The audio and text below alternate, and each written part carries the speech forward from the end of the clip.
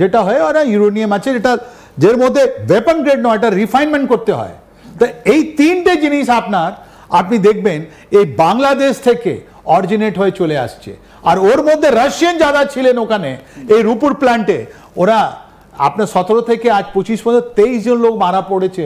আর এই বছরে 2025-এ আপনি দেখবেন 3 জন লোক মিস্টিরিয়াস কন্ডিশন মারা গেছে। এখান থেকে যে চুরি হচ্ছে কোথায় যাচ্ছে, নাম্বার 1। নাম্বার 2, আপনার জেনে আশ্চর্য হবে প্রাইম মিনিস্টার শেখ হাসিনা ওয়াজেদ, ওনার হাজবেন্ডের নাম ছিল doctor Wazed. Doctor Wazed is the father of Bangladesh atomic research organisation. Doctor Wazed is known one of the best, যেটা আমরা বলি আপনার নিউক্লিয়ার ইঞ্জিনিয়ার, নিউক্লিয়ার সায়েন্টিস্ট। উনি বানিয়েছিলেন বাংলাদেশ অ্যাটমিক রিসার্চ অর্গানাইজেশন, যেটা আজকেও আছে। আর ওদের একটা প্ল্যান্টও তৈরি আছে। আপনি ভাববেন না কি শুধু আপনার বাংলাদেশে এইটা আপনি দেখাচ্ছেন রাশিয়ান প্ল্যান্ট শুধু এটা আছে।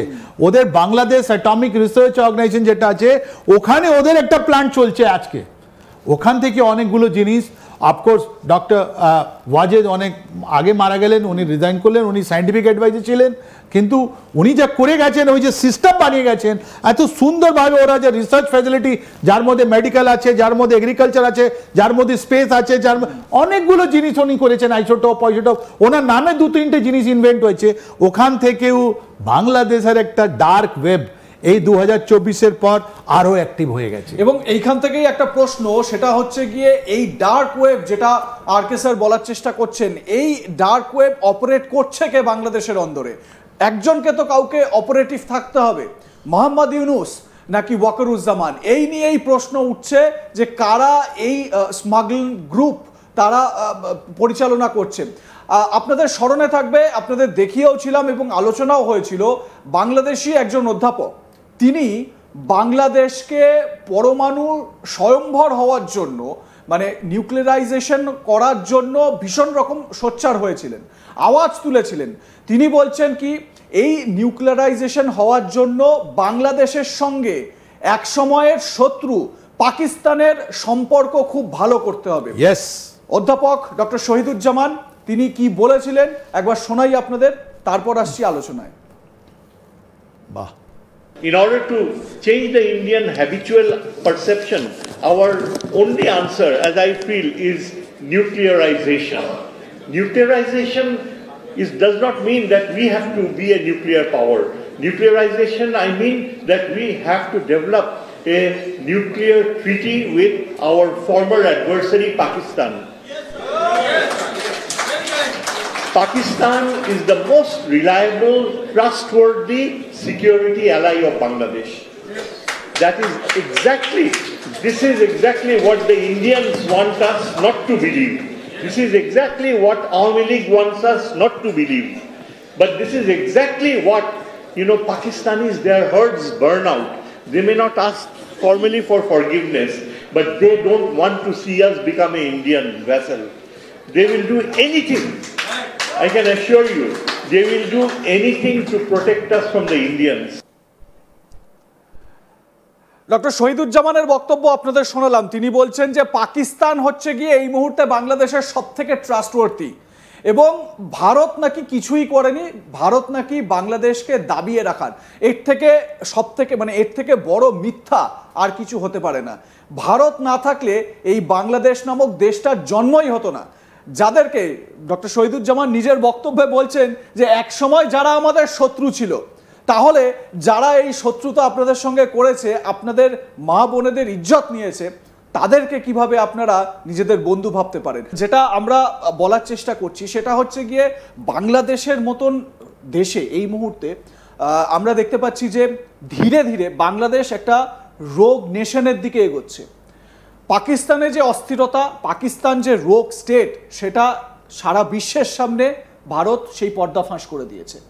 বাংলাদেশও এই রকম একটা পরিস্থিতির মধ্যে দিয়ে যাচ্ছে। বাংলাদেশ যদি সব দিক থেকে ডক্টর শহীদুজ্জামানের যে বক্তব্য সেই অনুযায়ী যদি আমরা দেখি, বাংলাদেশ যদি নিউক্লিয়ার পাওয়ার্ড হয়ে যায়, তাহলে ভারতের জন্য সেটা কতটা বড় বিপদের হবে? Very good question. আপনি দেখুন, এই যে দুটো জিনিস হয়েছে ওখানে, 2003 থেকে আমরা দেখছি ওখানে আপনার radio active material, uranium material, depleted uranium material, californium, iridium, Bangladesh একটা ট্রানজিট পয়েন্ট ছিল, ওখান থেকে বেরোচ্ছে একটা ডার্ক ওয়েভ আছে। কিন্তু ওখানকার গভর্নমেন্ট যতদিন আমাদের প্রাইম মিনিস্টার শেখ হাসিনা ওয়াজেদ থেকেছেন, উনি ওর উপরে অ্যাকশন নিয়েছেন, লোক ধরা পড়ে, তাই জন্য আমরা সব জানতে পেরেছি।